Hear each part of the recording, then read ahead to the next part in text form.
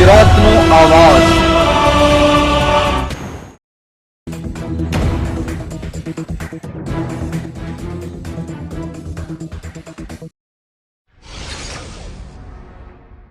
રાજકોટ જિલ્લાના ધોરાજીમાં નગરપાલિકા તંત્રમાં ફાયર બ્રિગેડના સાધનો છે પણ ક્વોલિફાઈડ અધિકારીઓ નથી।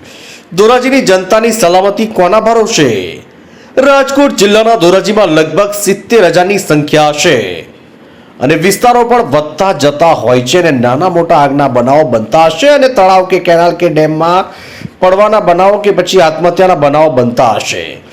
પણ ધોરાજી નગરપાલિકામાં કોઈ ક્વોલિફાઈડ અધિકારીઓ કે કર્મચારીઓ ન હોવાથી ગોંડલ ફાયર કે જુનાગઢ ફાયરની મદદ લેવી પડે છે। ત્યારે ધોરાજી નગરપાલિકામાં ઘણા સમયથી કોઈ ભરતી પ્રક્રિયા નથી કરવામાં આવી। તેને લઈને ધોરાજી નગરપાલિકા ફાયર વિભાગમાં અનુભવી કે ક્વોલિફાઈડ અધિકારીઓ કે કર્મચારીઓ ન હોવાથી ફાયર વિભાગ ખાડે ગયું હોય તેવું લાગી રહ્યું છે।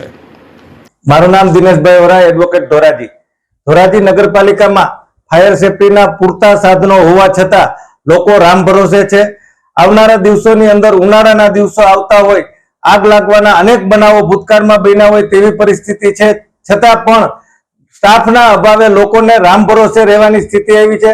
બીજી તરફ જોઈએ તો ભાદર ડેમ કે જે ભાદર નદી છે જામકંડોરણા રોડ પર, ત્યાં સુસાઇડ પોઈન્ટ બની ગયેલ છે। અવારનવાર લોકો સુસાઇડ કરતા હોય તેવા બનાવો બન્યા છે। ત્યારે આ લોકોને પણ બચાવવા માટે નગરપાલિકા પાસે ક્વોલિફાઈડ સ્ટાફ નથી, જેને કારણે લોકોને જીવ ગુમાવવાનો વારો આવે તેવી પરિસ્થિતિ છે।